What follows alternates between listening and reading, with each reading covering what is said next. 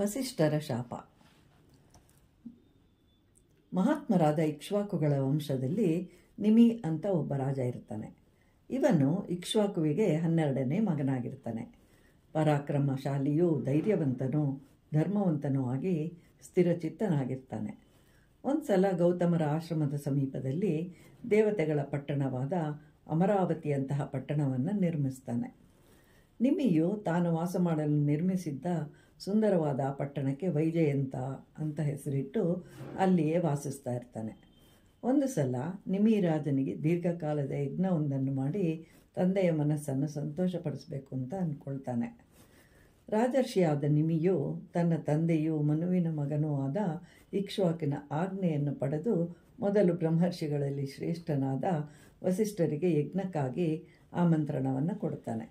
ಅನಂತರ ಅತ್ರಿ, ಅಂಗೀರಸ, ಭೃಗು ಮಹರ್ಷಿಗಳನ್ನು ಯಜ್ಞಕ್ಕೆ ಆಹ್ವಾನಿಸ್ತಾನೆ. ಆದರೆ ವಸಿಷ್ಠರನ್ನು ಆಮಂತ್ರಿಸಲು ಹೋದಾಗ ನಿಮಗೆ ಹೇಳ್ತಾರೆ, ಈ ಮೊದಲೇ ಇಂದ್ರ ನನ್ನನ್ನು ಯಜ್ಞದ ಸಲುವಾಗಿ ಆಹ್ವಾನ ಕೊಟ್ಟಿದ್ದಾನೆ. ಅವನು ಯಜ್ಞವನ್ನು ಮುಗಿಸಿ ಬರುವವರೆಗೂ ನನಗಾಗಿ ನೀನು ಪ್ರತೀಕ್ಷಿಸು ಅಂತ ಹೇಳ್ತಾರೆ. ಈ ರೀತಿಯಾಗಿ ಹೇಳಿ ವಸಿಷ್ಠರು ಹೊರಟು ಹೋಗ್ತಾರೆ.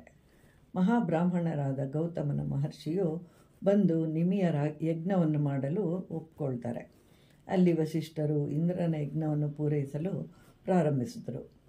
ನಿಮಿರಾಜನು ಅತ್ರಿ, ಅಂಗೀರಸ ಮತ್ತು ಭೃಗು ಮಹರ್ಷಿಗಳನ್ನು ಆಹ್ವಾನಿಸಿ ತನ್ನ ಪಟ್ಟಣದ ಸಮೀಪದಲ್ಲಿದ್ದ ಹಿಮಾಲಯದ ಪ್ರಸ್ಥಭೂಮಿಯಲ್ಲಿ ಯಜ್ಞವನ್ನು ಪ್ರಾರಂಭ ಮಾಡ್ತಾನೆ.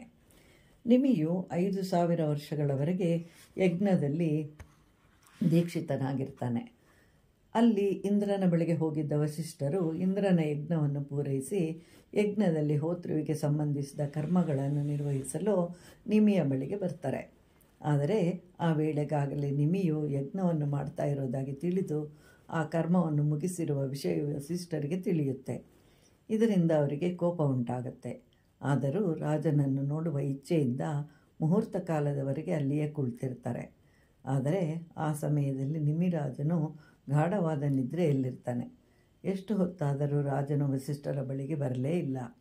ಇದರಿಂದ ಅವರ ಕೋಪ ಮತ್ತಷ್ಟು ಹೆಚ್ಚಾಗುತ್ತೆ. ಅವರು ನಿಮಗೆ ಶಾಪವನ್ನು ಕೊಡ್ತಾರೆ.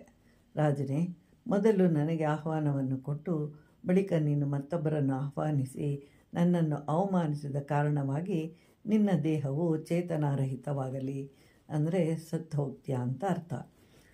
ಸ್ವಲ್ಪ ಸಮಯದ ನಂತರ ಎಚ್ಚರಗೊಂಡ ರಾಜನು ವಸಿಷ್ಠರು ಕೊಟ್ಟ ಶಾಪದ ಸಮಾಚಾರವನ್ನು ಕೇಳಿ ಕ್ರೋಧದಿಂದ ವಸಿಷ್ಠರಿಗೆ ಹೇಳ್ತಾನೆ, ಮಲಗಿದ್ದೆ ಅಂತ.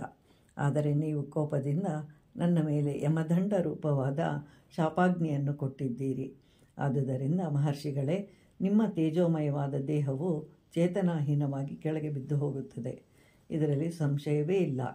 ಹೀಗೆ ಕ್ರೋಧಾಭಿಭೂತರಾಗಿ ನಿಮಿ ವಸಿಷ್ಠರು ಒಬ್ಬರಿಗೊಬ್ಬರು ಶಾಪವನ್ನು ಕೊಡ್ತಾರೆ. ಮಹಾಪ್ರಭಾವಶಾಲಿಗಳಾದ ಅವರಿಬ್ಬರು ಪರಸ್ಪರ ಶಾಪದ ಪ್ರಭಾವದಿಂದ ಮೃತರಾಗ್ತಾರೆ.